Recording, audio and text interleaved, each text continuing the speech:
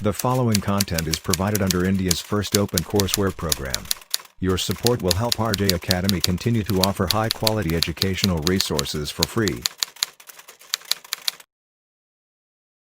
Analytical chemistry की वो branch है जहाँ पर आप लोगों के पास कोई भी केमिकल कंपाउंड आपको दिया जाता है, कोई भी मिक्सचर आपको दिया जाता है और आपको वहाँ पर उसको देखकर एनालिसिस करना होगा कि इस कंपाउंड के अंदर, इस मिक्सचर के अंदर आप लोगों के पास कौन कौन से एलिमेंट प्रेजेंट है, अगर वो प्रेजेंट हैं तो वो कितने अमाउंट के अंदर प्रेजेंट है। यानी कि आप लोग क्वांटिटेटिव एनालिसिस भी करते हो और साथ साथ क्वालिटेटिव एनालिसिस भी करते हो। तो इन सभी चीज़ों को आप लोग एनालिटिकल केमिस्ट्री के अंदर पढ़ने वाले हो। अगर मैं बात करूँ इस पूरी ब्रांच की तो काफ़ी बड़ी ब्रांच है, बहुत ज़्यादा इसका सिलेबस होता है, लेकिन ये जो कोर्स आपके लिए डिज़ाइन किया गया है ये बेसिकली आपके CSIR नेट के या फिर आपके गेट एग्ज़ाम के सिलेबस को ध्यान में रखकर किया गया है। आज का जो लेक्चर है काफ़ी बेसिक इंट्रोडक्शन लेक्चर रहने वाला है, जहाँ पर मैं आपको बताऊँगा कि आखिर क्यों आप लोग एनालिटिकल केमिस्ट्री को पढ़ते हो या फिर क्या आपका सिलेबस होने वाला है या फिर किस तरीके से हम लोग RJ अकेडमी के YouTube चैनल के ऊपर अपनी एनालिटिकल केमिस्ट्री को कवर करने वाले हैं। तो चलिए शुरू करते हैं आज की क्लास।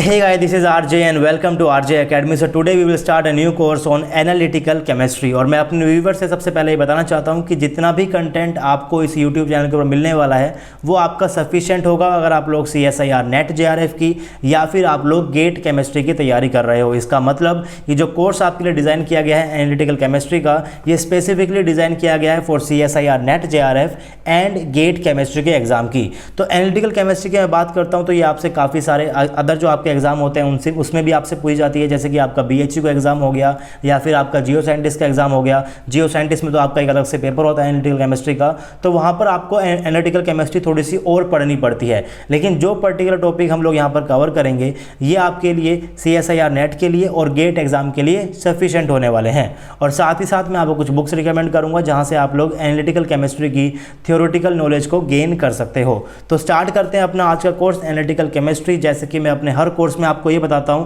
कि आखिर क्यों आप लोग किसी पर्टिकुलर टॉपिक को पढ़ते हो, सेम उसी तरीके से आज हम लोग बात करेंगे कि आखिर क्यों आप लोग एनालिटिकल केमिस्ट्री को पढ़ते हो। उसके बाद हम लोग सिलेबस को डिस्कस करेंगे कि आपको ऑफिशियल सिलेबस क्या दिया गया है, किस तरीके से हम लोग इस चैनल के ऊपर अपने एनालिटिकल केमिस्ट्री को कवर करेंगे वो भी डिस्कस करेंगे। और साथ ही साथ एक जनरल इंट्रोडक्शन लेंगे कि आखिर आप लोग एनालिटिकल केमिस्ट्री के अंदर क्या पढ़ते हो। तो बेसिकली जो आपका ये लेक्चर होने वाला है एक जनरल इंट्रोडक्शन लेक्चर होगा जहाँ पर हम लोग इंट्रोड्यूस करेंगे कि आखिर आप लोग एनालिटिकल केमिस्ट्री के अंदर क्या करते हो और कैसे करते हो, उन सभी चीज़ों के बारे में हम लोग बात करेंगे। लेकिन पहले बात करते हैं कि आखिर एग्जाम के अंदर आपसे कितने मार्क्स का एनालिटिकल केमिस्ट्री आपसे पूछा जाता है। अगर आप लोग ऑफिशियल सिलेबस को देखोगे CSIR नेट JRF के तो वहाँ पर आपको इन टोटल 39 यूनिट्स आपको देखने को मिलेगी, जिसके अंदर से 14 यूनिट्स फिजिकल केमिस्ट्री की है, 12 यूनिट्स आपकी इनऑर्गेनिक केमिस्ट्री की है और आपके पास 13 यूनिट्स ऑर्गेनिक केमिस्ट्री की है। अगर मैं बात करता हूँ एनालिटिकल केमिस्ट्री की तो इनऑर्गेनिक केमिस्ट्री के अंदर इसको स्पेसिफाई दिया गया है और इस पूरे टॉपिक को 1 यूनिट दी गई है।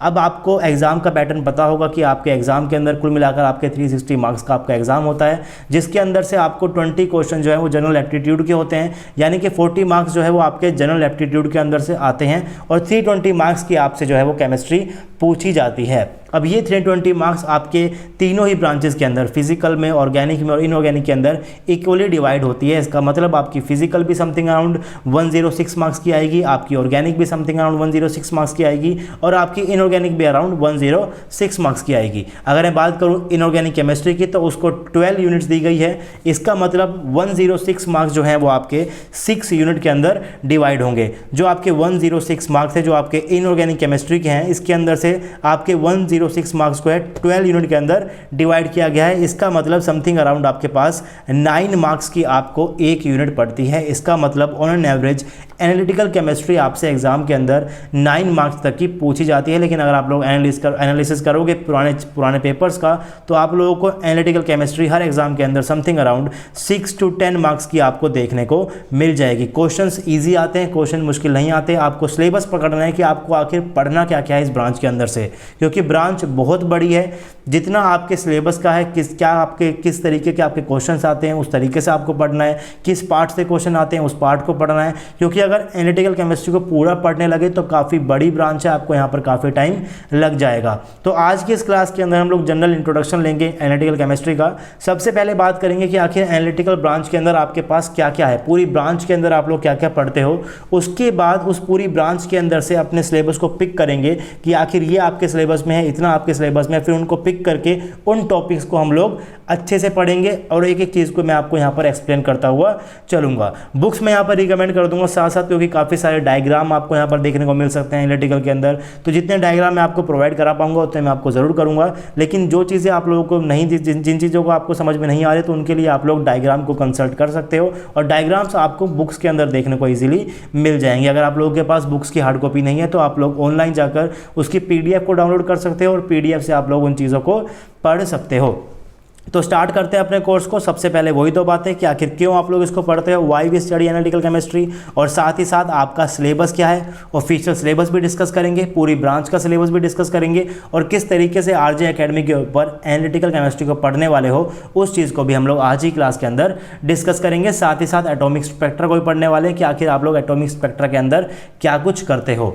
तो सिलेबस को समझने से पहले हम लोग समझते हैं कि आखिर एनालिटिकल केमिस्ट्री के अंदर आप लोग क्या क्या पढ़ते हो, इस ब्रांच के अंदर आप लोगों का कौन कौन सा हिस्सा कवर होता है। काफ़ी सारी चीज़ों को आप लोग BSc के टाइम से पढ़ते हुए आए हो, जैसे कि वॉल्यूमेट्रिक एनालिसिस हो गई है, एसिड बेस टाइट्रेशन हो गया है, ये रिडॉक्स रिएक्शन हो गई है, इन सब चीज़ों को आप लोग BSc के लेवल से पढ़ते हुए आए हो। ग्रेविमेट्रिक एनालिसिस आप लोगों ने पढ़ा है, लेकिन अब हम उन सब चीज़ों को एक इकट्ठा रखेंगे कि आखिर कौन कौन सा पोर्शन आपका एनालिटिकल केमिस्ट्री के अंदर है, किसको आप लोग मॉडर्न टेक्निक बोलते हो, किसको कन्वेंशनल टेक्निक बोलते हो। उन सब चीज़ों को एक चार्ट बनाएंगे और उस चार्ट के अंदर से अपने सिलेबस को पिक करेंगे कि आपके सिलेबस के अंदर कौन कौन सा पोर्शन दिया गया है और कहाँ कहाँ से क्वेश्चन आते हैं आपके एग्जाम के अंदर। तो सबसे पहले मैंने यहाँ पर लिखा हुआ है, in analytical chemistry we generally do scientific study of chemical analysis. इसका मतलब अगर आपके पास कोई भी कंपाउंड है, कोई भी केमिकल कंपाउंड है, तो एनालिटिकल केमिस्ट्री आपको बताती है कि इस पर्टिकुलर कंपाउंड के अंदर आपके पास कौन कौन से एलिमेंट्स हैं। जैसे कि मैं बात करूं, जैसे कि आपके दूध के अंदर कैल्शियम है कि नहीं, जैसे कि मैं बात करूं कि आपकी मैगी के अंदर लेड है या नहीं, क्योंकि काफ़ी थोड़े टाइम पहले मैगी जो है वो बैन कर दी गई थी, क्योंकि मैगी के अंदर काफ़ी सारी मात्रा में आपको लेड मिला था। तो लेड की अमाउंट को रिड्यूस किया गया, उसके बाद वापस से मैगी जो है मार्केट के अंदर आई है। तो किस तरीके से आप लोग इनको चेक करते हो वो आपको बताता है एनालिटिकल केमिस्ट्री। आपकी बॉडी के अंदर ड्रग्स है या नहीं, यानी कि नारकोटिक्स डिपार्टमेंट जितना भी काम करता है वो सारा की सारा एनालिटिकल केमिस्ट्री का ही काम होता है कि किसकी बॉडी के अंदर ड्रग्स कितने हैं, किसकी बॉडी के अंदर अल्कोहल कितना है। उन सब चीज़ों को निकालने के लिए आप हेल्प लेते हो एनालिटिकल केमिस्ट्री की। अब एनालिसिस से मेरा मतलब क्या है, detection of element in mixer, ये मैं आपको बता चुका, जैसे कि आपके दूध में कैल्शियम है या नहीं, आपकी बोन्स के अंदर कैल्शियम है कि नहीं, आपकी मैगी के अंदर लेड है या नहीं, आपकी बॉडी के अंदर ड्रग्स है या नहीं। इन सब चीज़ों की बातें आप लोग करते हो एनालिटिकल केमिस्ट्री के अंदर। उसके बाद मैंने यहाँ पर लिखा हुआ है, analytical technique are study under 2 category. पहली आपके पास होती है क्वालिटेटिव एंड सेकंड आपके पास होगी क्वांटिटेटिव। अब आप लोगों ने ये तो पता कर लिया कि आपके दूध के अंदर कैल्शियम है कि नहीं। मान लीजिए उसके अंदर कैल्शियम है, तो वो कैल्शियम कितना है इसको आप लोग पढ़ते हो क्वांटिटेटिव एनालिटिकल केमिस्ट्री के अंदर, और उसमें कैल्शियम है कि नहीं, येस और नो, इस चीज़ का जवाब आप कहाँ देखते हो, क्वालिटेटिव एनालिटिकल केमिस्ट्री के अंदर। तो एनालिटिकल केमिस्ट्री के अंदर आप लोग क्या पढ़ते हो, क्वालिटेटिव भी पढ़ते हो और क्वांटिटेटिव भी पढ़ते हो।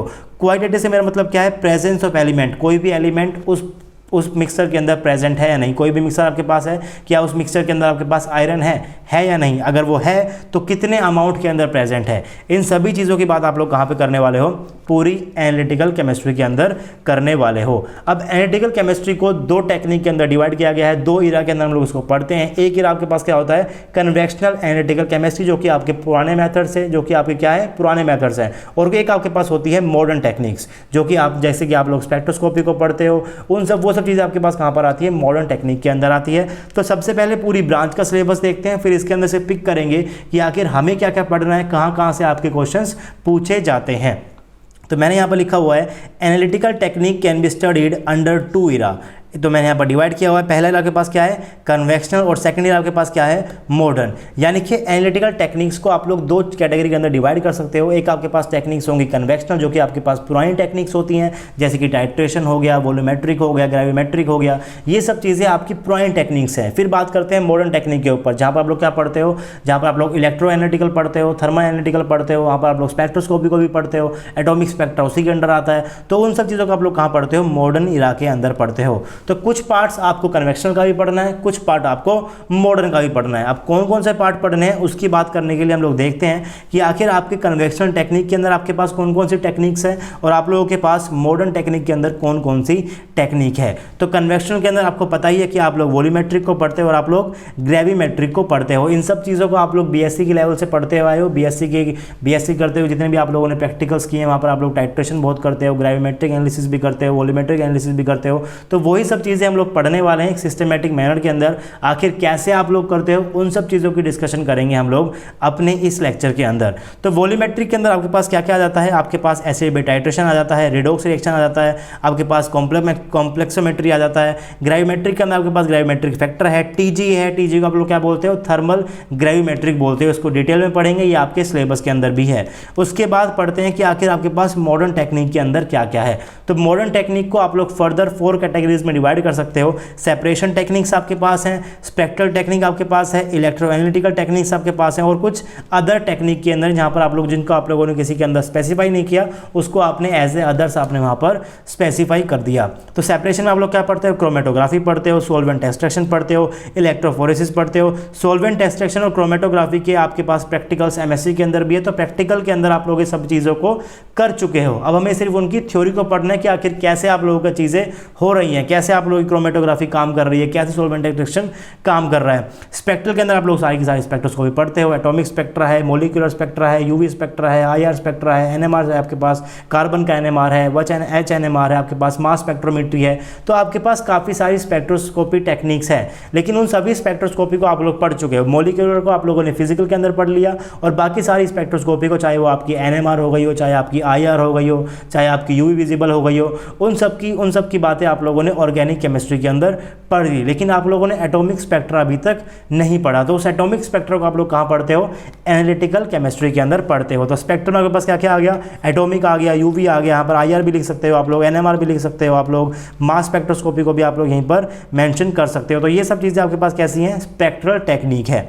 उसके बाद बात करते हैं, आपके पास आती है इलेक्ट्रो एनालिटिकल, जहाँ पर आप लोग इलेक्ट्रिसिटी का यूज़ करके बात करते हो, जिसके अंदर आप लोग पोलैरोग्राफी को पढ़ते हो, वॉल्यूमेट्रिक को पढ़ते हो और पोटेंशियोमीट्री को पढ़ते हो। इन सब के एक्सपेरिमेंट भी आप लोग बीएससी के अंदर कर चुके हो। एमएससी के अंदर भी आप लोग इन सब चीज़ों को दोबारा से लैब के अंदर एक्सपेरिमेंट आप लोग करते हो। उसके बाद अदर्स के अंदर मैंने लिखा हुआ है टीएम, आपका एसईएम। टीएम का क्या होता है, आपका टनलिंग इलेक्ट्रॉन आपका ये होता है। ये आपका क्या हो गया, स्कैनिंग इलेक्ट्रॉन आपके पास। इन चीज़ों को आप लोग क्या बोलते हो वो मैंने आपको यहां पर बता दिया। उसके बाद आप लोग डीटीए को पढ़ते हो, डिफरेंशियल थर्मल एनालिसिस है, इनको भी आप लोग यहां पर देखते हो। फिर आप लोग एक्सरे डायफ्रैक्शन को भी अदर्स के अंदर आप लोगों ने इसको कैटेगराइज कर दिया। तो ये आपका पूरा सिलेबस है, पूरी एनालिटिकल ब्रांच के अंदर आप लोग इन चीज़ों को पढ़ते हो। वॉल्यूमेट्रिक, ग्रेविमेट्रिक आपके पास है, कन्वेक्शनल मेथड, और मॉडर्न के अंदर आपके पास कौन कौन से हैं, सेपरेशन है, स्पेक्ट्रल है, इलेक्ट्रो एनालिटिकल है, और कुछ आपके पास अदर्स के अंदर आप लोगों ने उसे कैटेगराइज कर दिया। वॉल्यूमेट्रिक के अंदर आपके पास acid base titration, redox, complexometry. Gravimetric में ग्रेविमेट्रिक फैक्टर है आपके पास, टीजीए है। सेपरेशन में chromatography, solvent extraction, electrophoresis. Spectroscopy तो आप लोग काफ़ी ज़्यादा पढ़ते ही हो, मोलिकुलर है, एटॉमिक है, यूवी है, आईआर है, एनएमआर है। इलेक्ट्रो एनालिटिकल में आपके पास आ जाता है पोलैरोग्राफी, वॉल्यूमेट्रिक, पोटेंशियोमीट्री, और अदर्स में आप लोग बात करते हो टीएम की, एसईएम और डीटीए, या फिर आपके एक्सरे डायफ्रैक्शन की। देखिए घबराने की बात नहीं है, ऐसा नहीं है कि हम लोगों को बहुत ज़्यादा क्रैम करना पड़ेगा। एनालिटिकल के अंदर चीज़ें आप लोगों को समझ कर ही करनी है। मैं पूरी ट्राई करूंगा कि आप लोगों को हर एक चीज़ को अच्छे से समझाता हुआ चलूँ। तो इन नाम से आप लोगों को डरना नहीं है, कोई ज़्यादा बड़े बड़े नाम नहीं है। जब इन टॉपिक्स को हम लोग पढ़ेंगे तो आपको ये नाम ऑटोमेटिकली याद भी हो जाएंगे। आपको पता चल जाएगा कि क्यों मैं इसको इलेक्ट्रो एनालिटिकल बोल रहा हूँ, क्यों मैं इसको स्पेक्ट्रल बोल रहा हूँ, क्यों मैं इसको सेपरेशन में बोल रहा हूँ। तो इन सब चीज़ों को क्लासीफाई आप भी करना शुरू कर दोगे। चीज़ें यहाँ पर मुश्किल नहीं है। तो ये पूरी ब्रांच है एनालिटिकल केमिस्ट्री की। अगर आप लोग जियो साइंटिस्ट की तैयारी कर रहे हो तो आप लोगों को पूरी ब्रांच पढ़नी पड़ती है, क्योंकि उसका वहाँ पर एक अलग से पेपर होता है एनालिटिकल का। तो वहाँ पर आप लोगों को ये सारी चीज़ें पढ़नी पड़ती है। लेकिन अगर मैं बात करता हूँ CSIR नेट के एग्ज़ाम की या फिर गेट के एग्ज़ाम की, तो हर एक पोर्शन से क्वेश्चन अभी तक नहीं आए हुए। कुछ पर्टिकुलर पोर्शन से ही क्वेश्चन आते हैं, हर बार वहीं से ही क्वेश्चन आते हैं। तो हमने क्या किया हुआ है, उस पर्टिकुलर टॉपिक को हमने पिक किया हुआ है, उन्हीं टॉपिक को हम लोग यहाँ पर इस कोर्स के अंदर डिस्कस करेंगे। जैसे कि कुछ टॉपिक्स के ऊपर मैंने यहाँ पर स्टार लगाए हुए हैं, तो जिन जिन टॉपिक के ऊपर मैंने यहाँ पर स्टार लगाए हुए हैं, सारे के सारे टॉपिक्स आपके CSIR नेट या फिर आपके गेट एग्ज़ाम के सिलेबस के अंदर हैं। इन सब चीज़ों को हम लोगों को पढ़ना है। जैसे कि हम लोगों को ऐसे बेट टाइट्रेशन पढ़ना है, हम लोगों को कॉम्प्लेक्सोमेट्रिक पढ़ना है, हम लोगों को TGA को पढ़ना है, क्रोमेटोग्राफी पढ़ना है, सॉल्वेंट एक्सट्रैक्शन पढ़ना है। स्पेक्ट्रल के अंदर हम लोग क्या पढ़ेंगे, सिर्फ और सिर्फ एटॉमिक स्पेक्ट्रा पढ़ेंगे, क्योंकि बाकी की स्पेक्ट्रोस्कोपी आप लोग पढ़ चुके हैं और स्पेक्ट्रोस्कोपी काफ़ी इंपॉर्टेंट कंसेप्ट है, तो आप लोगों को सारी स्पेक्ट्रोस्कोपी पढ़नी पड़ती है केमिस्ट्री के अंदर, चाहे वो आपकी एटॉमिक स्पेक्ट्रा हो, आपकी मोलिकुलर स्पेक्ट्रा हो, मोसबार स्पेक्ट्रा हो, आपकी UV स्पेक्ट्रा हो या फिर आपकी NMR हो, सारी की सारी स्पेक्ट्रोस्कोपी आप लोगों को पढ़नी पड़ती है। लेकिन बाकी सब स्पेक्ट्रोस्कोपी को आप लोग कवर कर चुके हो, तो आपका एटॉमिक स्पेक्ट्रा बच गया, उसको हम लोग कहाँ पर कवर करेंगे, एनालिटिकल केमिस्ट्री के अंदर हम उसे कवर करेंगे। उसके बाद इलेक्ट्रो एनालिटिकल के अंदर से आप लोगों को पोलैरोग्राफी पढ़ना है और आप लोगों को पोटेंशियोमेट्री भी पढ़ना है। वॉल्यूमेट्रिक के जो आपके क्वेश्चंस आते हैं वो जनरली आप लोग पोलैरोग्राफी के अंदर ही उसे कवर कर पाओगे। यहाँ पर हम लोग थोड़ा सा इंट्रोडक्शन ले लेंगे वॉल्यूमेट्रिक का। वॉल्यूमेट्रिक अलग से क्या है, ब्रांच है पोलैरोग्राफी की, कुछ ज़्यादा अलग चीज़ वहाँ पर नहीं है। उसके बाद हम लोगों को DTA पढ़ना है, डिफरेंशियल थर्मल एनालिसिस आप लोगों का क्या होता है। इन सब चीज़ों को हमें पढ़ना है। कुछ पोर्शन मैंने यहाँ पर पिक किए, मैं एक बार दोबारा बताता हूँ कौन कौन सा मैंने पिक किया है।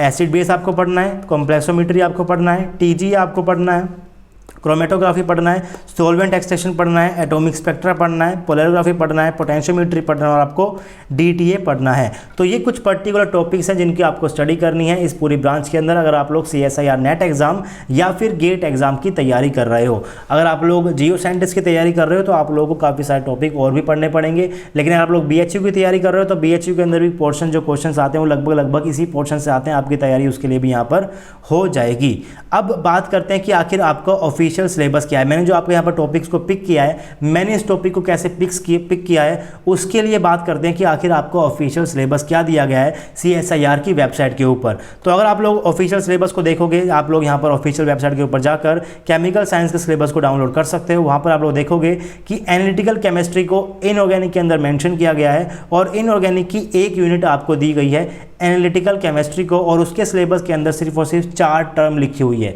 4 टर्म्स क्या है, सेपरेशन है आपके पास, स्पेक्ट्रोस्कोपिक है, electro and thermal analytical method है। यानी कि सिर्फ 4 चीज़ें सिलेबस में लिखी गई हैं, separation methods, spectroscopic method, thermal methods और आपके पास इलेक्ट्रो एनालिटिकल मेथड्स। इन सारे के सारे मेथड्स को आप लोगों को पढ़ना है। मैं बात करूं सेपरेशन को तो एक एक वर्ड को मैंने उठाया है और उसके में मैंने बताया कि सेपरेशन के अंदर आप लोग क्या क्या पढ़ोगे, क्रोमेटोग्राफी पढ़ोगे और सोलवेंट एक्सट्रैक्शन पढ़ोगे। यहीं से ही आपके क्वेश्चंस एग्जाम के अंदर आते हैं। उसके बाद स्पेक्ट्रोस्कोपी के अंदर से आप लोग क्या पढ़ोगे, एटॉमिक स्पेक्ट्रा को पढ़ोगे और एटॉमिक स्पेक्ट्रा को हम लोग सबसे पहले स्टार्ट करेंगे। हम लोग अपनी क्लास स्टार्ट करेंगे एटॉमिक स्पेक्ट्रा से, यहाँ से हम लोग इस चीज़ों को पढ़ना शुरू करेंगे। यानी कि सबसे पहले हम लोग स्पेक्ट्रोस्कोपिक टेक्निक पढ़ेंगे जो कि आपकी मॉडर्न टेक्निक के अंडर आती है। तो एटॉमिक स्पेक्ट्रा हम लोग स्टार्ट करेंगे। उसके बाद आपका इलेक्ट्रो एनालिटिकल है जहाँ पर हम लोग पोलैरोग्राफी को पढ़ेंगे और पोटेंशियोमेट्री को पढ़ेंगे। वॉल्यूमेट्री को भी हम लोग यहीं पर थोड़ा बहुत उसे कवर करने की कोशिश करेंगे। उसके बाद थर्मल एनालिटिकल के अंदर क्या पढ़ने वाले हो, TGA पढ़ने वाले हो और DTA पढ़ने वाले हो। TGA से मेरा मतलब क्या है, थर्मल ग्रेविमेट्रिक एनालिसिस, और DTA आपका क्या है, डिफरेंशियल थर्मल एनालिसिस।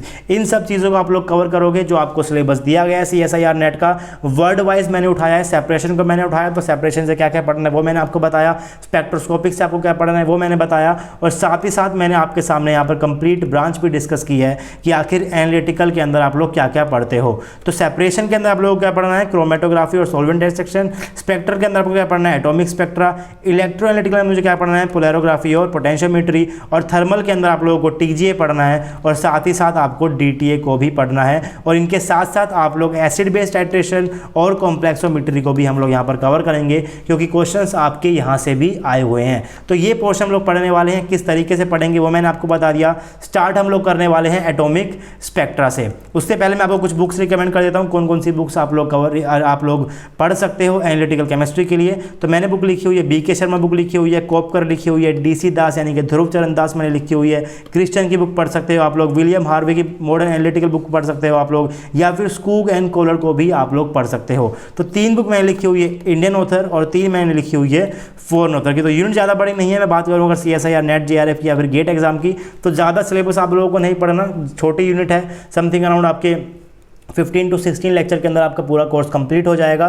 तो 1500 लेक्चर आप लोगों को देखने को मिलेंगे यूट्यूब चैनल के ऊपर एनालिटिकल केमिस्ट्री के अंदर। जितना जो पोर्शन मैंने आपको बताया है वो कवर करने की मैं आपकी यहाँ पर पूरी कोशिश करूँगा। तो बुक्स मैंने लिख दी है इंडियन ऑथर की भी और फॉरेन ऑथर की भी। इन बुक्स को आप लोग फॉलो कर सकते हो अगर आप लोग कोई भी पर्टिकुलर टॉपिक पढ़ना चाहते हो एनालिटिकल केमिस्ट्री का।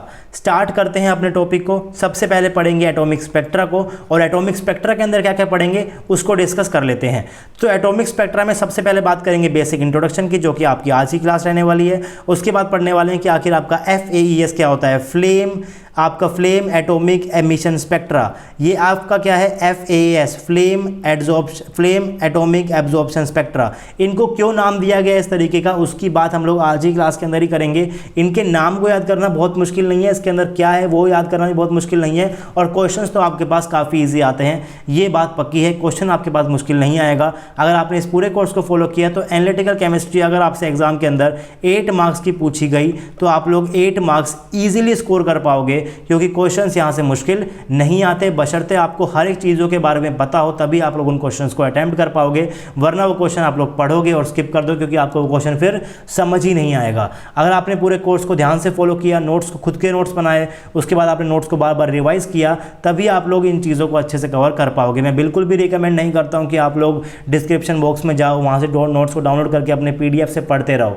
आप लोग नोट्स को डाउनलोड कर सकते हो रेफरेंस के लिए, पर आप लोग अपने खुद के नोट्स ज़रूर बनाएं, तभी आप लोगों को चीज़ें अच्छे से समझ में आएंगी। एटलीस्ट आप लोग एक बार तो चीज़ों को लिख कर देखें, और उसके बाद तो आप लोग मन के अंदर ऑलरेडी चीज़ों को रिवाइज कर सकते हैं, क्योंकि अगर फिर आपके पास सिलेबस बहुत ज़्यादा हो जाता है, बार बार लिख कर याद करोगे तो फिर सिलेबस बहुत ज़्यादा है। तो चीज़ों को एक बार लिखकर अच्छे से लिखकर याद करो, अपने खुद के हाथ के नोट्स बनाओ, उसके बाद चीज़ों को ओरली याद करना सीखो, ओरली उन चीज़ों को रिवाइज करना सीखो। उसके बाद FAES के अंदर हम लोग इसके बीच में डिफरेंस देखेंगे, और बीयर लैमेट लो को भी हम लोग कहाँ पढ़ेंगे, यहीं पर ही हम लोग उसे डिस्कस कर लेंगे। उसके बाद कंपोनेंट देखेंगे आपके जो FAES है, या फिर किस तरीके से आप लोग इन मेथड से एनालाइज करते हो कि आपके पास कौन सा एलिमेंट है, उनके कंपोनेंट्स को डिस्कस करेंगे। फिर सोर्सेज देखेंगे आपका AES के आके, जहाँ पर हम लोग HCl की बात करेंगे और EDL की बात करेंगे। इंटरफेरेंस देखेंगे लास्ट के अंदर, और उसके बाद हम लोग पढ़ने वाले हैं आपका ICP। काफ़ी इंपॉर्टेंट कंसेप्ट है, क्वेश्चन यहाँ से बहुत ज़्यादा आते हैं, क्वेश्चन आपके यहाँ से भी आते हैं, क्वेश्चन आपके यहाँ से भी आते हैं, क्वेश्चन आपके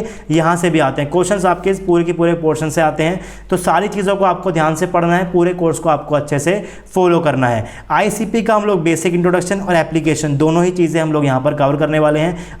ICP से मेरा मतलब क्या है, induce control plasma. Induce control plasma आपका यहाँ पर एज ए सोर्स काम होगा। क्या होता है इंड्यूस कंट्रोल प्लाज्मा, क्या एज ए सोर्स की तरह काम करता है, उन सभी चीज़ों के बारे में डिस्कस करेंगे। अभी आपको बिल्कुल भी डरने की ज़रूरत नहीं है, बस कोर्स को फॉलो करते हुए जाओ, हर एक चीज़ आपको समझ में आएगी, कैसे मैं आपको कौन कौन चीज़ें आपको बता रहा हूँ। तो अब स्टार्ट करते हैं एटॉमिक स्पेक्ट्रा। सबसे पहले वर्ड को उठाते हैं कि आखिर स्पेक्ट्रा का मतलब आपका क्या होता है। तो स्पेक्ट्रोस्कोपी आप लोगों ने ऑर्गेनिक के अंदर काफ़ी ज़्यादा पढ़ी है, आप लोगों ने फिजिकल में भी मॉलिक्यूलर स्पेक्ट्रोस्कोपी पढ़ ली है, तो स्पेक्ट्रोस्कोपी आप लोगों ने पढ़ ली है। स्पेक्ट्रोस्कोपी का आपका बेसिक मतलब क्या होता है, interaction of matter with EMR। EMR से मेरा मतलब क्या है, इलेक्ट्रोमैग्नेटिक रेडिएशन।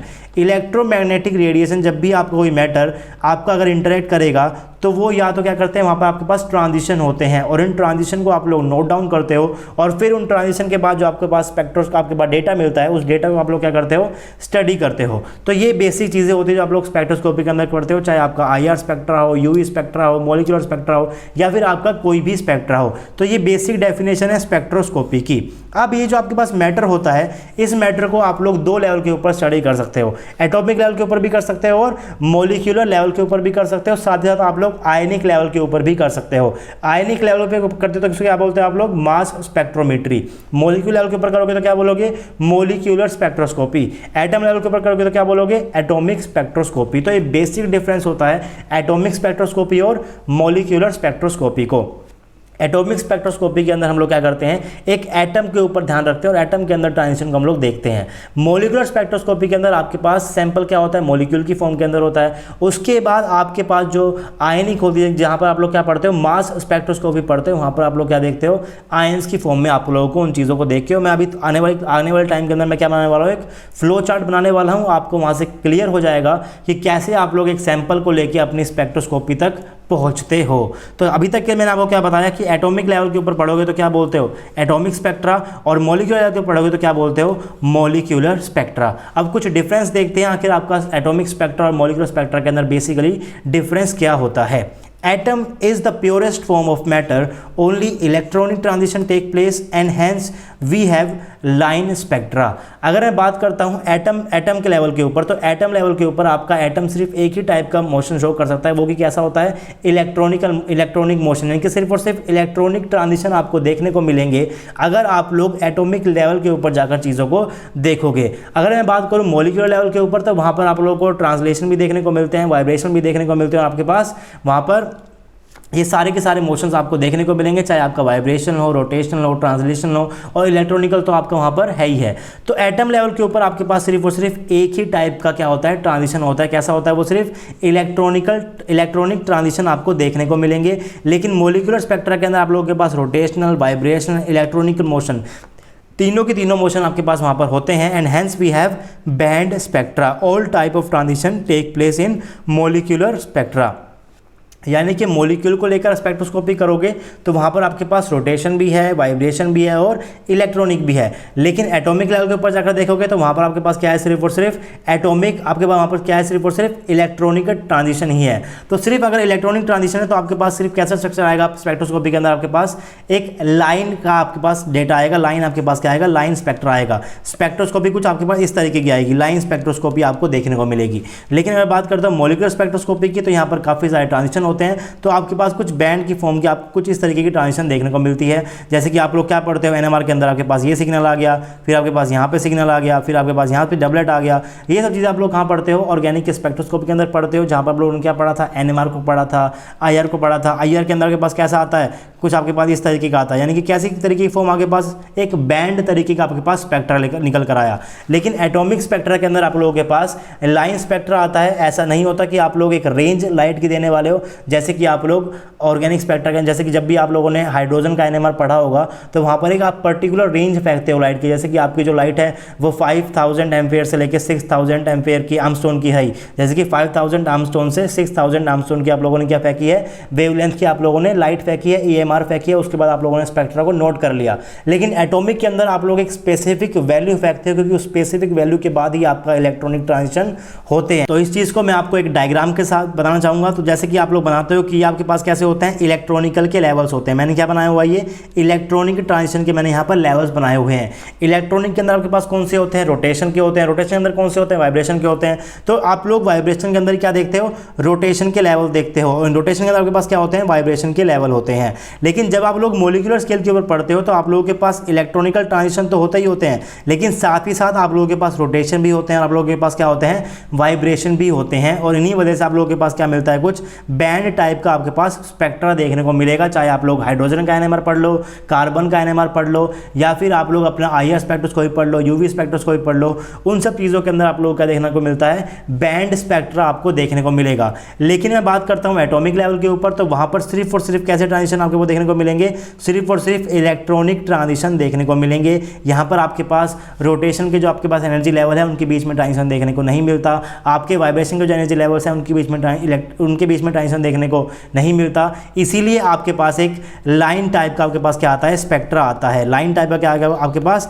स्पेक्ट्रा आएगा। लेकिन इस केस के अंदर आपके पास कैसा आता है, बैंड टाइप स्पेक्ट्रा आपको देखने को मिलेगा। ये बात भी मैं आपको बता चुका हूँ कि यहाँ पर मॉलिक्यूलर के ऊपर क्या जरूरत पड़ती है, आपको रेंज ऑफ लाइट की जरूरत पड़ती है कि मैंने किस वेवलेंथ की लाइट फेंकी। तो आपके पास एक रेंज होती है कि आप लोग किस रेंज से आप लोग फेंक सकते हैं। जैसे कि आप लोग बात कर सकते हो कि आप लोगों ने मान लो इस वेवलेंथ की कर दी आप लोगों ने 5000 आर्मस्ट्रोन से 5000 आर्मस्ट्रोन से 6000 आर्मस्ट्रोन की आप लोगों ने वेवलेंथ की लाइट को फेंका। उसके बाद आपके ट्रांजिशन हो रहे हैं। लेकिन इसके अंदर आप लोग एक फिक्स वैल्यू की फेंकते हो। जैसे कि मान लीजिए आप लोगों ने एमस्टोन की लाइट ही फेंकी है, इसी के बाद ही आपका ट्रांजिशन होगा। ऐसा नहीं है कि फिर ये 2002 के ऊपर हो जाएगा। ये आप यहाँ पर क्या करनी पड़ती है, आप लोगों को फिक्स वैल्यू ऑफ लाइट आप लोगों को यहाँ पर सैंपल के ऊपर डालनी पड़ती है, तभी आप लोगों के इलेक्ट्रॉनिक जो आपके पास ट्रांजिशन होते हैं वो आपके होते हैं, और आप लोगों के पास एक लाइन स्पेक्ट्रा निकल कर आ जाएगा, जिसको आप लोग क्या बोलते हो, एटॉमिक स्पेक्ट्रा बोलते हो। उसके बाद आप उसे रीड करते हो, फिर आपको पता चलता है कि आपके पास कौन सा एलिमेंट है, ताकि आप लोग अपना किसी भी मिक्सचर का उसका बता सको कि इस मिक्सचर के अंदर आप लोगों के पास कौन कौन से एलिमेंट आपके प्रेजेंट है। तो इस तरीके से आप लोग पूरी की पूरी स्कीम को फॉलो करते हो। आगे बढ़ते हैं। तो इसका मतलब क्या है, आप क्या करते हो यहाँ पर एटॉमिक स्पेक्ट्रा के अंदर आप लोग क्या करते हो, एटम के ऊपर जाकर क्या करते हो, आप लोग चीज़ों को स्टडी करते हो। तो सबसे इंपॉर्टेंट स्टेप आपके लिए क्या होगा कि आप लोग सबसे पहले अपने सैंपल को एटॉमिक फॉर्म के अंदर लेकर जाओ। यानी कि अगर आपको कोई भी सैंपल देगा, कोई भी सोल्यूशन देगा, तो आपको उस सोल्यूशन को सबसे पहले क्या करना है, एटम की फॉर्म के अंदर कन्वर्ट करना है, और इस प्रोसेस को आप लोग क्या बोलते हो, एटमाइजेशन बोलते हो। तो मैंने यहाँ पर जो चीज़ लिखी हुई है, मैंने लिखा हुआ है the crucial step in studying atomic spectra is atomization. यानी कि कैसे आप लोग अपने सॉल्यूशन को एटमाइजेशन करके यानी कि एटम के अंदर कन्वर्ट करोगे, ताकि आप लोग उसको स्पेक्ट्रा नोट कर सको। तो सबसे इंपॉर्टेंट स्टेप है कि आप लोग कैसे उसको एटम के अंदर कन्वर्ट करते हो, और कैसे उनको कन्वर्ट करते हो, इसी के ऊपर ही आपकी स्पेक्ट्रा जो है आगे जाकर क्लासीफाई है। आप लोगों ने एटमेशन करने के लिए अगर आप लोगों ने फ्लेम का यूज़ किया, तो आप लोग उसे क्या बोलते हो, flame atom absorption spectroscopy. Emission हो रहा है तो क्या बोलोगे, फ्लेम एटॉमिक एमिशन स्पेक्ट्रा। तो इसी से आप लोग क्या करते हो, चीज़ों को क्लासीफाई करना शुरू करते हो। आप लोगों ने प्लाज्मा का यूज़ किया, तो आप लोग क्या बोलते हो उस लोगों को, ICP-AS, यहाँ पर ICP-ES। अगर एब्जॉर्प्शन हो रहा है तो ए बोलोगे, आपके पास एमिशन हो रहा है तो क्या बोलोगे, ई बोलोगे। लेकिन क्या आपके पास हमेशा एब्जॉर्प्शन और एमिशन दोनों होंगे, क्या आपके पास सिर्फ एब्जॉर्प्शन होगा, क्या आपके पास सिर्फ एमिशन होगा, उन सब चीज़ों की बात करना भी बाकी है। लेकिन किस तरीके से आप लोग क्लासीफाई करते हो, ये आपका डिपेंड होता है कि किस तरीके से आप लोगों ने अपने सैंपल को एटम के अंदर कन्वर्ट किया है, किस तरीके से आप लोगों ने एटमाइजेशन किया है। तो बेसिक प्रोसेस क्या होता है, कैसे आप लोग एटमाइजेशन करते हो। आपके पास सबसे पहले क्या होता है, एक सैंपल का सॉल्यूशन होता है। जैसे कि आप लोगों के पास किसी भी आपको लैब के अंदर कोई भी सैंपल दिया जाता है और आपसे बोला जाता है कि आप लोग इसका क्या कर दो, कि इसके अंदर कौन कौन से एलिमेंट प्रेजेंट है, मुझे बस ये बता दो। सबसे पहले आपके पास क्या होगा, एक सैंपल का सॉल्यूशन होगा। आपने क्या किया, आपने मिक्सचर को, अगर आपके पास वो मिक्सचर सॉलिड फॉर्म के अंदर है, तो आपने कोई सॉल्वेंट ऐड किया और आपने क्या बना लिया, उसका एक सॉल्यूशन बना लिया। उसके बाद आप लोग क्या करते हो, नेबुलाइजेशन करते हो। इसका मतलब क्या है कि आप लोग अपने सैंपल का सरफेस एरिया बढ़ाना चाहते हो। तो सरफेस एरिया आप लोग कैसे बढ़ा सकते हो किसी भी सॉल्यूशन का,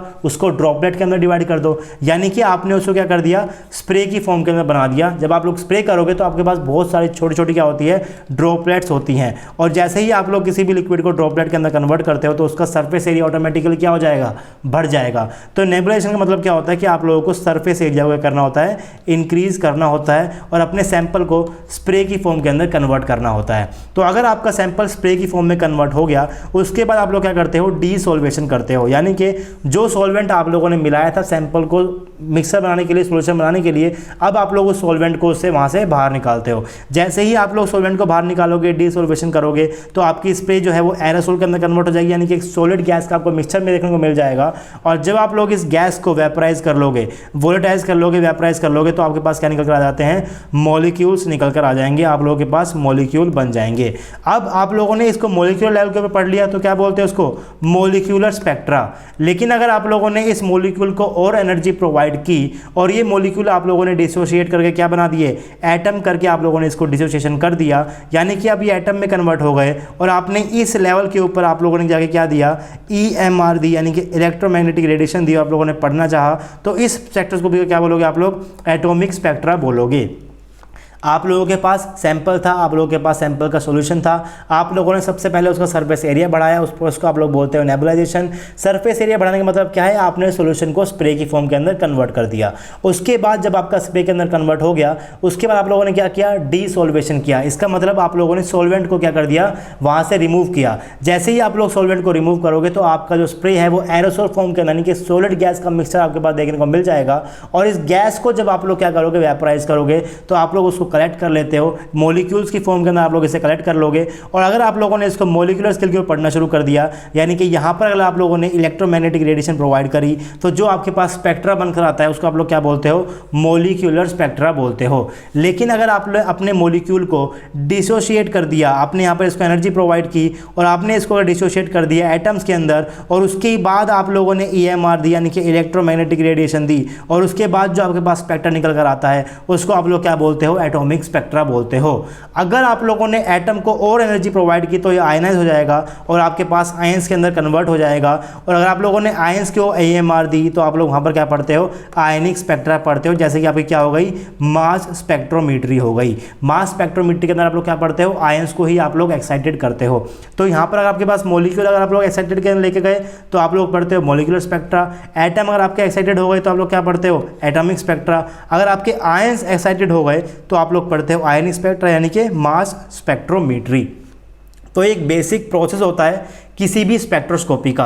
तो स्पेक्ट्रोस्कोपी को आप लोग मॉलिक्यूलर लेवल के पढ़ सकते हो, एटम लेवल के ऊपर पढ़ सकते हो और आयनिक लेवल के ऊपर पढ़ सकते हो। हमारे सिलेबस में जो हम लोग यहाँ पर कंसर्न कर रहे हैं वो कंसर्न कर रहे हैं एटॉमिक स्पेक्ट्रा को, यानी कि ये चीज़ हम लोग पढ़ने वाले हैं इस पर्टिकुलर सिलेबस के अंदर। यानी कि आप लोग क्या करोगे, सबसे पहले अपने सैंपल सोल्यूशन को एटम के अंदर कन्वर्ट करोगे। इस पूरे प्रोसेस को आप लोग क्या बोलते हो, एटमाइजेशन। इसके क्या बोलते हो आप लोग, एटमाइजेशन। अब ये एटमाइजेशन किस तरीके से हो रहा है, ये आपको डिवाइड, ये आपको अलग अलग कैटेगरी देगा कि आखिर आपके पास एटॉमिक स्पेक्ट्रोस्कोपी कौन से टाइप की है। क्या वो फ्लेम स्पेक्ट्रोस्कोपी है, क्या वो आपके पास क्या वो आपके पास इंडक्टिव कंट्रोल प्लाज्मा स्पेक्ट्रोस्कोपी है। ये आपको बताया कि आखिर आप लोगों ने एटमाइजेशन किस तरीके से किया। देखिए, एटमाइजेशन करने के लिए आप लोगों को थ्रू आउट क्या देनी पड़ रही है, एनर्जी आपको प्रोवाइड करनी पड़ रही है। अगर आप लोगों के पास सॉलिड गैस मिक्सचर आप लोगों को वेपराइजेशन करना है तो आपको एनर्जी देनी पड़ेगी। मॉलिक्यूल को डिसोशिएट करना है तो आपको एनर्जी देनी पड़ेगी। आपको एटम को एनर्जी करना है तो आपको एनर्जी देनी पड़ेगी। यानी कि through out the system, through out the process आप लोग क्या कर रहे हो,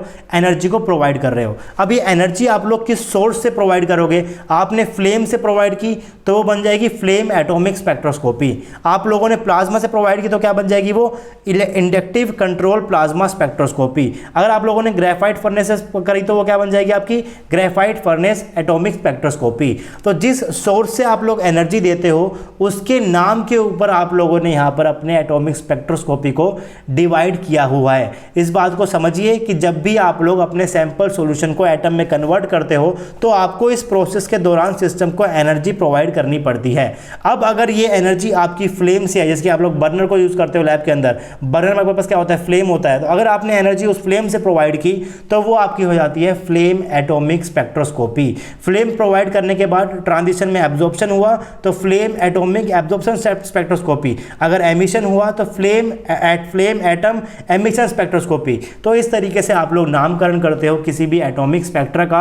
क्या सोर्स रहा उसके बेसिस के ऊपर आप लोग क्या करते हो, अपनी स्पेक्ट्रोस्कोपी को कैटेगराइज करते हो कि आखिर आपकी स्पेक्ट्रोस्कोपी कैसी है। आपको पता चला कि किसी भी सॉल्यूशन को एटम बनाने के लिए आपको उसको एनर्जी देनी पड़ेगी। तो ये एनर्जी आप किस तरीके से दे सकते हो, on the basis of source of atomization atomic spectral technique are classified as. अगर आपका if flame act as atomizer, यानी कि आपने फ्लेम के थ्रू उसको क्या किया, एटम में कन्वर्ट किया, तो आप लोग क्या पढ़ते हो, FAES और FAAS। ये क्या होगा आपके पास, flame atom emission spectroscopy. Flame atom emission spectroscopy, इसको आप अलग से क्या नाम देते हो, फ्लेम फोटोमीट्री। आप लोग किसको बोलते हो, FAES को बोलते हो फ्लेम फोटोमीट्री। अगर आपके पास कहीं भी वर्ड आया फ्लेम फोटोमीट्री, इसका मतलब आप लोग क्या कर रहे हो, फ्लेम के यूज से अपने सॉल्यूशन को एटम में कन्वर्ट कर रहे हो। उस एटम को EMR से आप क्या कर रहे हो, इंटरेक्शन करवा रहे हो। उसके बाद जो स्पेक्ट्रा बनता है उसको आप क्या बोलोगे, फ्लेम एटॉमिक एमिशन स्पेक्ट्रा। अगर ट्रांजिशन के अंदर एमिशन हुआ तो एमिशन, एब्जॉर्प्शन हुआ तो FAS, flame atomic absorption spectroscopy. अगर एनर्जी लेवल्स के अंदर आपका मॉलिक्यूल ऊपर जाएगा तो आप लोगों को एनर्जी देनी पड़ेगी, लेकिन जब ऊपर से वापस आएगा तो क्या होगा, एनर्जी बाहर रिलीज होगी। इसे क्या बोलते हो, एमिशन, और इसे आप लोग क्या बोलते हो, एब्जॉर्प्शन। अगर ट्रांजिशन के दौरान एब्जॉर्प्शन हो रहा है, यानी कि लोअर एनर्जी से ऊपर जा रहा है तो एब्जॉर्प्शन हो गया, और अगर हाई एनर्जी से नीचे आ रहा है तो क्या हो गया, एमिशन हो गया। एमिशन होगा तो एमिशन स्पेक्ट्रोस्कोपी, एब्जॉर्प्शन होगा तो एब्जॉर्प्शन स्पेक्ट्रोस्कोपी। फ्लेम प्रोवाइड किया तो आगे क्या लगा दोगे, फ्लेम लगा दोगे। तो ये बेसिक इस तरीके से आप लोग क्या करते हो, चीज़ों को कैटेगराइज करते हो। If inductively coupled plasma act as atomizer, तो आप लोग क्या बोलते हो, इन चीज़ों को ICP-AES, आई का मतलब क्या, इंडक्टिव, सी का मतलब क्या, कपल्ड, पी का मतलब क्या, प्लाज्मा, ए का मतलब क्या, एटम, ई का मतलब क्या, एमिशन, एस का मतलब क्या, स्पेक्ट्रोस्कोपी। जनरली इस केस के अंदर आप लोग क्या पढ़ते हो, सिर्फ और सिर्फ एमिशन को ही पढ़ते हो, एब्जॉर्प्शन आप लोग यहाँ पर नहीं पढ़ते हो।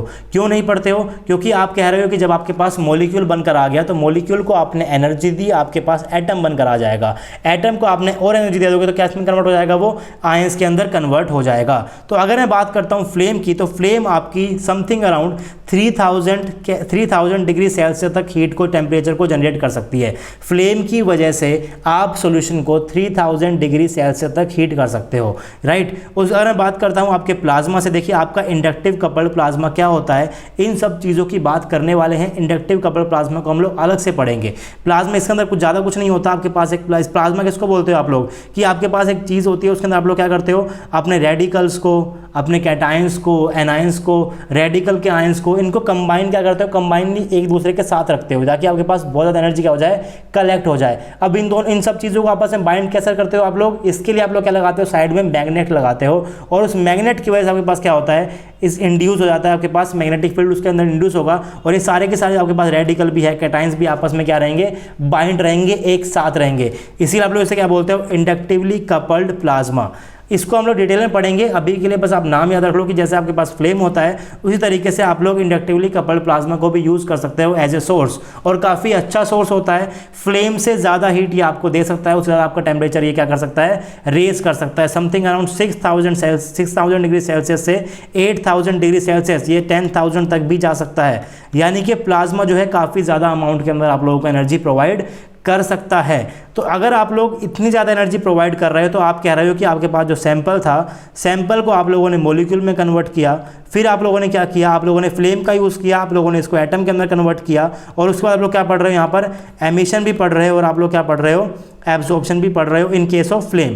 जब आपके पास फ्लेम था तो आप लोगों ने एमिशन भी पढ़ा और आप लोगों ने क्या पढ़ा, एब्जॉर्प्शन भी पढ़ा। लेकिन अगर आप लोग इस फ्लेम की जगह क्या यूज़ करने लग गए, आप लोगों ने यहाँ पर इंडक्टिवली कपल्ड प्लाज्मा यूज़ कर लिया, जिसकी एनर्जी क्या है, बहुत ज़्यादा है, क्योंकि वो टेम्परेचर को बहुत ज़्यादा, उसका टेम्परेचर क्या है, बहुत ज़्यादा है। अगर टेम्परेचर आपका बहुत ज़्यादा हो गया तो आपके जो मॉलिक्यूल्स है, आपके जो एटम्स हैं, वो हायर एनर्जी लेवल की स्टेट के अंदर जाके क्या कर लेंगे, वहाँ पर जाके एक्वायर कर लेंगे। सबसे हायर जो आपके पास एनर्जी लेवल होती है उसके अंदर जाके वो बैठ जाते हैं। तो अगर उसमें ही जाके बैठ गए, आपके पास ये एनर्जी लेवल्स हैं, आपके सारे के सारे एटम जो है, मान लीजिए कि आपके पास हाईएस्ट लेवल का था और आपके एटम्स यहाँ पर भी आके, आपके जो एटम्स हैं वो यहाँ पर भी आके बैठ गए, सारे के सारे हायर एनर्जी के अंदर चले गए, तो उसके बाद पॉसिबल क्या आपके पास, कि ये हाई एनर्जी से कहाँ पर आए, नीचे आए। जब ये हाई से नीचे आएंगे तब क्या होगा, आपके पास एनर्जी क्या होगी, आपके पास एमिट होगी। क्या पढ़ते हो यहाँ पर आप लोग, एमिशन स्पेक्ट्रा पढ़ते हो। ऊपर कोई एनर्जी लेवल है ही नहीं कि आपके एटम जो है वो और ऊपर जा सके, क्योंकि आपके पास एनर्जी लेवल से नहीं है ऊपर। टेम्परेचर इतना ज़्यादा होता है कि सारे के सारे आपके जो एटम्स होते हैं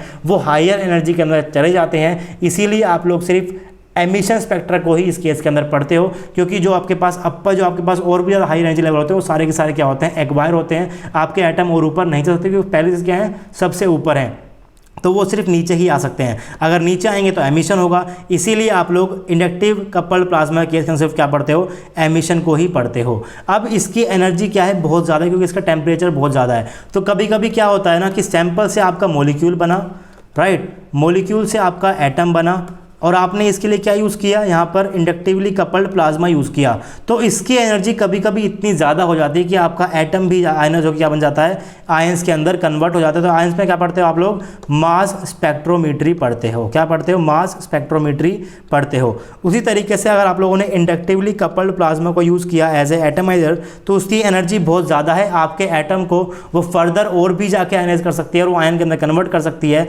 इसीलिए आप लोग ICP के यूज़ से क्या पढ़ते हो, मास स्पेक्ट्रोमीट्री भी पढ़ते हो, जिसको मैं यहाँ पर क्या नाम दे रहा हूँ, ICPMS, inductive coupled plasma mass spectroscopy. Absorption क्यों नहीं पढ़ा, एनर्जी बहुत ज़्यादा है, सारे के सारे जो आपके एटम्स हैं वो हाई एनर्जी लेवल पहले से लेके बैठे हुए हैं, तो वहाँ से सिर्फ वो क्या कर सकते हैं, नीचे ही आ सकते हैं। अगर नीचे आएंगे तो सिर्फ और सिर्फ एमिशन स्पेक्ट्रा को पढ़ सकते हो, इसीलिए सिर्फ आप लोगों ने एमिशन स्पेक्ट्रा पढ़ते हो। इसका कोई भी केस ऐसा नहीं होता, AAS इस टाइप का कोई भी स्पेक्ट्रोस्कोपी आपके पास नहीं है, क्योंकि इसकी टेम्परेचर टेम्परेचर रेंज ऐसी होती है कि एब्जॉर्प्शन वहाँ पर पॉसिबल नहीं होता, सिर्फ और सिर्फ एमिशन ही वहाँ पर पॉसिबल होता है। और एनर्जी इतनी भी ज़्यादा होती है कि वहाँ पर आपका एटम टूटकर आयंस में कन्वर्ट हो सकता है, और उस केस के अंदर आप लोग क्या पढ़ते हो, मास स्पेक्ट्रोमेट्री को भी पढ़ सकते हो, ICP एज ए सोर्स लेके फॉर योर एटमाइजर, राइट। उसके बाद आप लोगों के पास एटमाइजर के लिए आपके पास कुछ और सोर्स भी हो सकते हैं, जैसे कि आपका ग्रेफाइट फर्नेस हो गया। इसमें कुछ भी नहीं होता, कार्बन की एक रोड होती है जिसको आप लोग क्या देते हो, इलेक्ट्रिसिटी देते हो, वो बर्न होना शुरू हो जाती है और काफ़ी अच्छा सोर्स होता है। इसकी हीट ना तो बहुत ज़्यादा होती है ना ही बहुत, लेकिन इसकी हीट बहुत ज़्यादा नहीं होती, लेकिन जो आपका पहला जो आपका फ्लेम है उससे तो इसकी क्या होती है, कम ही होती है। समथिंग अराउंड 2000 डिग्री सेल्सियस तक ये आपके पास रहता है।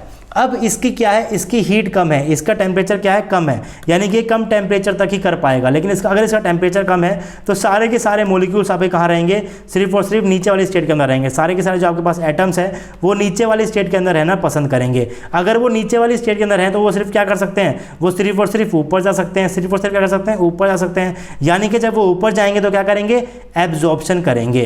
क्या करेंगे, वो सिर्फ और सिर्फ एब्जॉर्प्शन करेंगे। और अगर सिर्फ एब्जॉर्प्शन ही कर सकते हैं तो आपके पास स्पेक्ट्रोस्कोपी भी कैसी आएगी, सिर्फ और सिर्फ एटॉमिक एब्जॉर्प्शन स्पेक्ट्रोस्कोपी आएगी। क्या आएगी आपके पास, एटॉमिक एब्जॉर्प्शन स्पेक्ट्रोस्कोपी आएगी।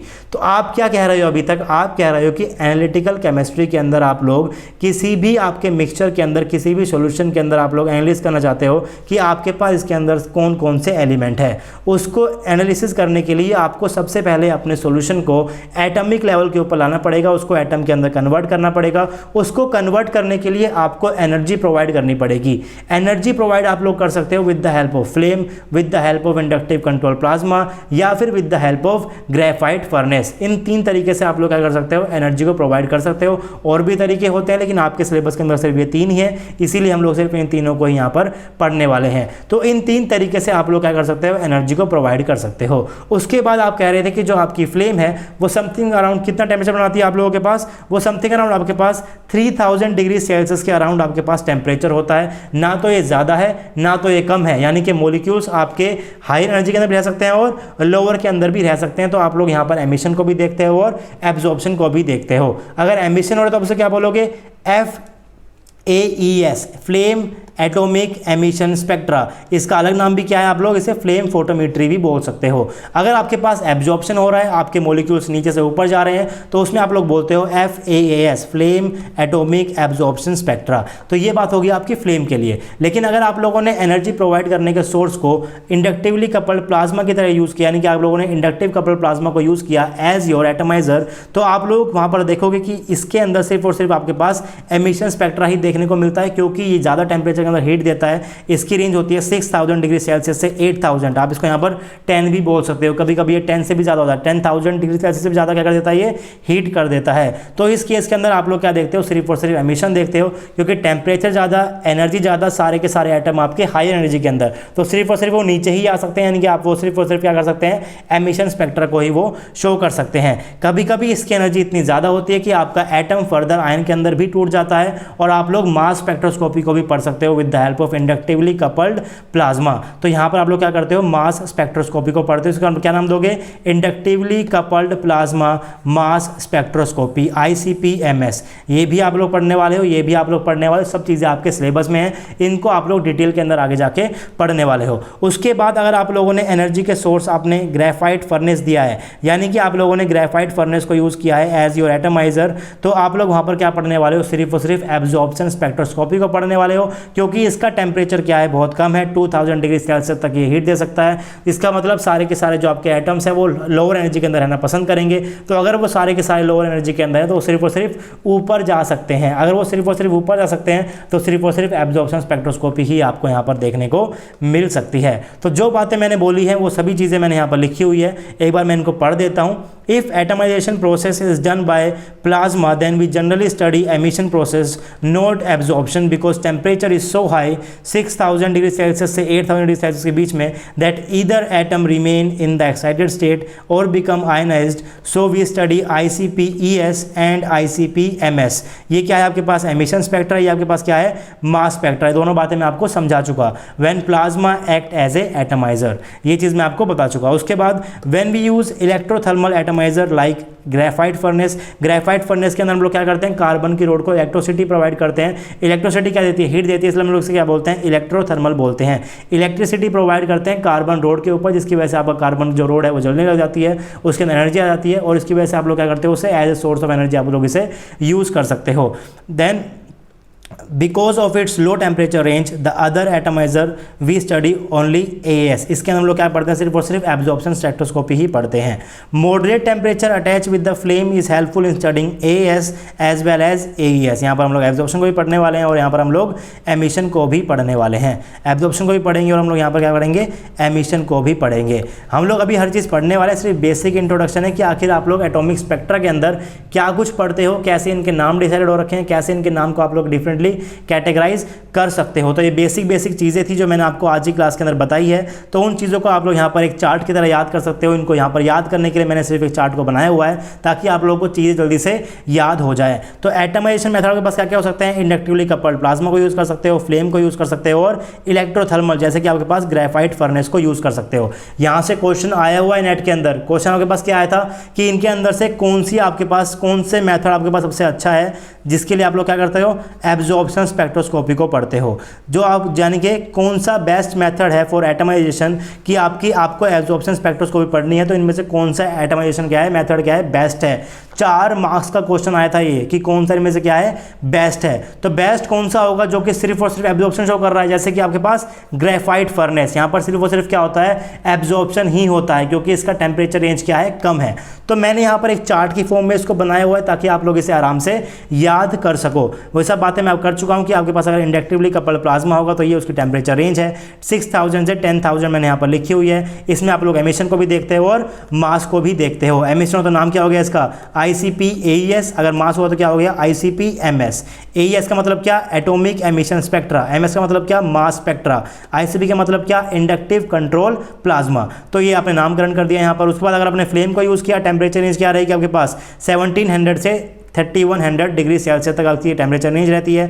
एमिशन को यहाँ पढ़ सकते हो, एब्जॉर्प्शन को पढ़ सकते हो, इसका नाम हो गया FAES, और फ्लोरोसेंस को भी आप लोग यहाँ पर पढ़ सकते हो। उन चीज़ों की हम लोग बात करेंगे। इसका नाम क्या हो जाएगा फिर, FAFS, आपका फ्लेम एटॉमिक फ्लोरोसेंस स्पेक्ट्रा इसका नाम हो गया। इस तरीके से हम लोग इसका नाम भी दे सकते हैं। इलेक्ट्रोथर्मल में आप लोग क्या पढ़ते हो, ग्रेफाइट फर्नेस। टेम्परेचर रेंज क्या रहती है, 1200 से 2800 डिग्री सेल्सियस, जनरली लगभग 2000 डिग्री सेल्सियस के ऊपर हम लोग इसे जनरली यूज़ करते हैं। इसका आप लोग क्या पढ़ते हो, एब्जॉर्प्शन पढ़ते हो, और फ्लोरोसेंस को आप लोग यहाँ पर भी पढ़ सकते हो। इसका नाम क्या हो जाएगा, EAAS। इलेक्ट्रोथर्मल के बोलूँगा तो क्या हो जाएगा, इलेक्ट्रो एनालिटिकल एटॉमिक स्पेक्ट्रा, या फिर बोल सकते हो आप electro analytical atomic absorption spectra. ये ऐसा क्या हो जाएगा, नाम हो जाएगा। अगर मैं स्पेसिफिक आपको कर दूं कि आप लोगों ने क्या यूज़ किया है, ग्रेफाइट फर्नेस यूज़ किया, तो क्या बोलोगे आप लोग, ग्रेफाइट फर्नेस एटॉमिक आपके पास absorption spectra, graphite furnace atomic absorption spectra. मैंने मेंशन क्या किया हुआ है, अगर मैंने मेंशन कर दिया इलेक्ट्रोथर्मल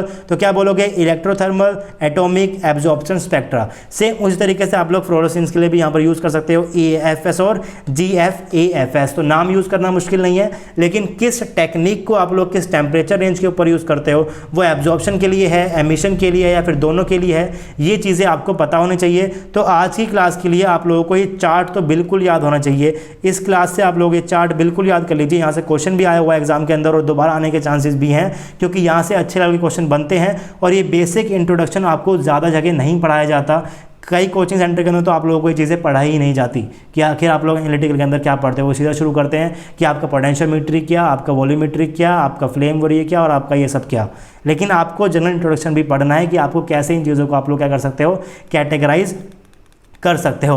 आज की क्लास में ज़्यादा हम लोगों ने नहीं पढ़ा, सिर्फ बेसिक बातें की हैं कि आपका सिलेबस क्या रहा है, क्यों आप लोगों ने एनालिटिकल को पढ़ा है, क्या क्या इसके अंदर पढ़ते हो। फिर हम लोगों ने अपने CSI और नेट के सिलेबस के एक एक वर्ड को उठाया, सेपरेशन को मैंने उठाया, उसकी टेक्निक मैंने लिखी क्रोमेटोग्राफी और सॉल्वेंट एक्सट्रैक्शन, स्पेक्ट्रोस्कोपी को मैंने उठाया, मैंने लिखा एटॉमिक स्पेक्ट्रा। तो एक एक चीज़ को यहाँ पर एक एक वर्ड को उठाकर मैंने सिलेबस को बनाया हुआ है, और इस कोर्स को इस तरीके से डिज़ाइन किया गया है कि आप लोगों का CSI और नेट का और गेट का सारा सिलेबस आपका अच्छे से कवर हो जाएगा। उसके बाद मैंने यहाँ पर एक चीज़ और लिखी हुई है कि जो आपका फ्लेम फोटोमीट्री होता है, ये किसके लिए होता है, ये सिर्फ और सिर्फ FAES, सिर्फ और सिर्फ एमिशन के लिए, फ्लेम एब्जॉर्प्शन एमिशन स्पेक्ट्रा। देखिए आप लोग क्या करते हो, आप लोग पहले सैंपल को मॉलिक्यूल में करते हो, मॉलिक्यूल को एनर्जी दोगे, किस में कन्वर्ट करोगे, एटम के अंदर कन्वर्ट करोगे। अब एटम में कन्वर्ट करने के बाद आप इस एटम को एक्साइट भी करते हो, तो एक्साइट करने के लिए भी आपको एनर्जी देनी पड़ती है।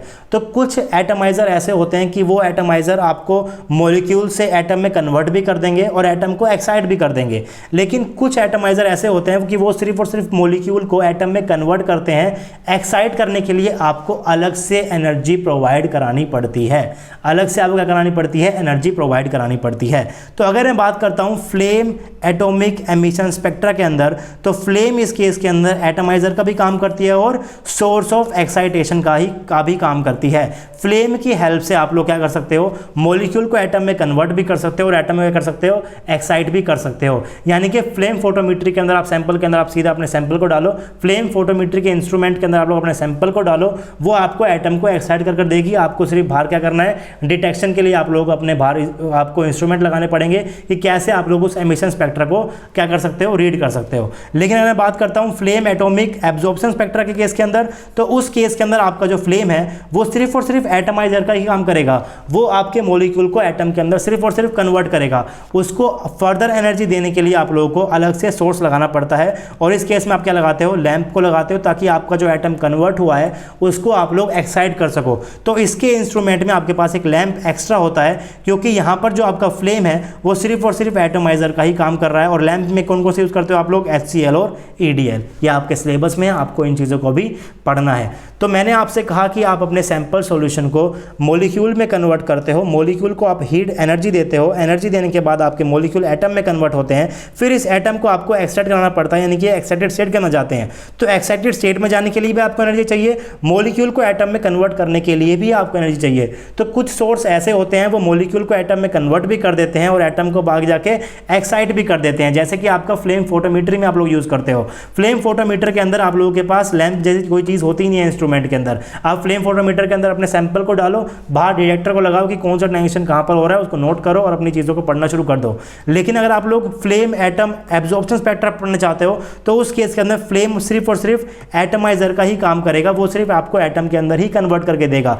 अगर आपको एटम को एक्साइट करना है तो आपको अदर एक और सोर्स लगाना पड़ेगा, जिसको आप लोग क्या यूज़ करते हो, वहाँ पर आप लोग लैंप को यूज़ करते हो। लैंप में आपके पास क्या होता है, HCl और EDL होता है। तो आपको इन चीज़ों को आगे जाकर पढ़ना है।